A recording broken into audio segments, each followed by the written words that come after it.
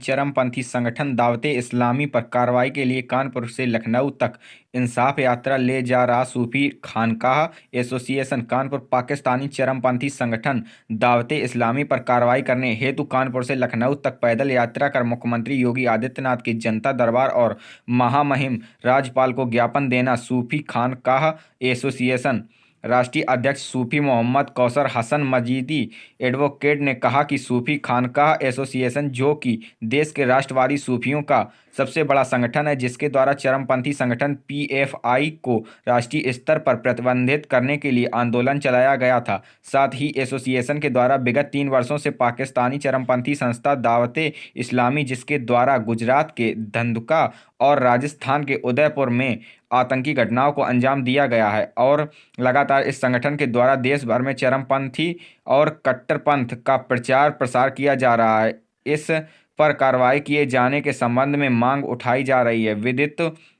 हो कि पीएफआई और दावत-ए-इस्लामी का विरोध करने के कारण चरमपंथी शक्तियों की सय पर कानपुर नगर और कानपुर देहात की पुलिस के द्वारा सूफी खानकाह एसोसिएशन के पदाधिकारियों पर फर्जी मुकदमे लगाए गए, और जो प्रार्थना पत्र दावत-ए-इस्लामी और पीएफआई पर कार्रवाई करने हेतु दिए गए थे, पुलिस के द्वारा उन मुकदमों को क्लोजर रिपोर्ट लगा दी गई है, और दावत-ए-इस्लामी के खिलाफ दिए गए किसी भी प्रार्थना पत्र पर आज तक किसी भी प्रकार की कोई सुनवाई अमल में नहीं लाई गई है, जिसके कारण एसोसिएशन दिनांक 26 नवंबर 2022 को कानपुर से लखनऊ तक पैदल इंसाफ यात्रा आयोजित किया है। यात्रा दिनांक 26 नवंबर 2022 को केंद्रीय कार्यालय परमपुरवा जूही कानपुर से प्रारंभ होकर दिनांक 28 तारीख को उत्तर प्रदेश के माननीय मुख्यमंत्री महोदय को मांगों के संबंध में लखनऊ में जनता दरबार में प्रार्थना पत्र देकर और उसी दिन केंद्र सरकार के प्रतिनिधि के रूप में महामहिम राज्यपाल महोदय को शिकायत की ज्ञापन देकर के यात्रा समाप्त किया जाएगा। देखिए संवाददाता उमेश भार्गव की खास रिपोर्ट। यलगार यात्रा का नेतृत्व किया जा रहा है, जो कि पाकिस्तान की एक संस्था है दावत-ए-इस्लाम, उस पर बैन लगाने के लिए कानपुर से योगी आदित्यनाथ से मिलने के लिए कानपुर से ये टीम जा रही है। आइए हम बात करेंगे उनसे कि क्या उनकी मांगे और वो लोग क्यों जा रहे हैं।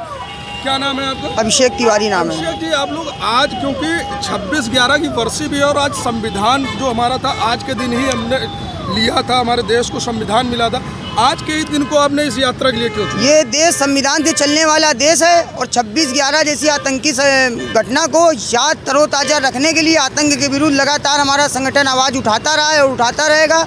अभी हम लोगों की यलगार यात्रा कानपुर से दिल्ली गई थी, इसमें से पीएफआई संगठन को प्रतिबंध कराने की मांग की गई थी, और अब हम लोग दावत-ए-इस्लामी जो आतंकवादी संगठन है, जो यहाँ से फंडिंग करके वहाँ पैसा लेता है पाकिस्तान में, उसके खिलाफ हम लोग मुख्यमंत्री जी से और माननीय राज्यपाल जी से मिलने के लिए। आप जब चले थे, कहाँ से चले थे और आपकी यात्रा कहाँ समापन हुई? हमारा केंद्रीय कार्यालय परमपुरवा में है। हमारे राष्ट्रीय अध्यक्ष माननीय सूफी कौसर हसन मजीदी जी के घर निवास स्थान से चले थे हम लोग जूही से, और लखनऊ तक जाना है। कब पहुँचेंगे आप लखनऊ, और कब आपकी किन किन लोगों से मुलाकात है? परसों सुबह हम लोग पहुँचेंगे, और राज्यपाल जी से मिलना है और माननीय मुख्यमंत्री जी से मिल करके ज्ञापन सौंपना और अपनी मांगों को रखना। क्या मांगे हैं आपकी? हमारी मांगे ये हैं, दावत-ए-इस्लामी जैसे संगठनों पे कार्रवाई होनी चाहिए, और जो भी देश विरोधी ताकतें हैं उन पर सख्त से सख्त कार्रवाई होनी चाहिए। ये मांगे हैं हमारी। जैसा कि देखा आपने, हमारे साथ अभिषेक जी थे, उन्होंने बताया कि जो दावत-ए-इस्लाम है उस पर बैन करने के लिए उनकी मांग है, और इससे पहले पीएफआई के विरुद्ध भी इन लोगों ने मांगे की थी।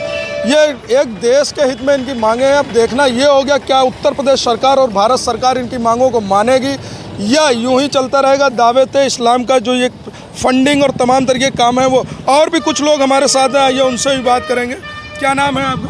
मेरा नाम सूफी शाह सैयद ज़ियारत अली मलंग है। मैं खानकाह एसोसिएशन का वाइस प्रेसिडेंट हूँ, राष्ट्रीय उपाध्यक्ष। अगर आपकी मांगे नहीं मानी जाती तो आगे आप लोगों का क्या रुख होगा? आगे हमारा ये रुख होगा कि हमारी, अगर देश प्रेम में हम लोग पीएफआई जैसी संस्था को बैन कराने के लिए कानपुर से दिल्ली हमने यलगार यात्रा की थी, और वहाँ धरना प्रदर्शन भी किया था। सरकार ने उसको संज्ञान में लेते हुए उस पर कार्य किया और बैन किया उसको, और उसके उपरांत हम लोगों के ऊपर जो फर्जी मुकदमे लगाए गए, उसके लिए ये हम लोगों ने इंसाफ यात्रा निकाली है। आखिर सरकार क्या देश प्रेमियों के लिए कोई अपने कान बहरे किए हुए हम लोगों की आवाज़ नहीं सुन रही है?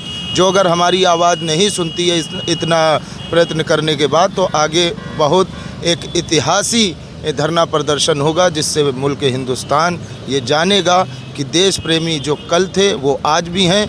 अब वतन के लिए हम लोग जान देने के लिए भी तैयार हैं और हर तरीके से हम लोग खड़े हुए हैं। आगे स्टेप हमारा यही होगा कि धरना प्रदर्शन करें। जानकारी एक, जब आप लोगों ने पीएफआई को बैन करने के लिए जब आप लोगों ने मांग की थी तो पाकिस्तान के कई संगठनों द्वारा आप लोगों को धमकियां मिली थी।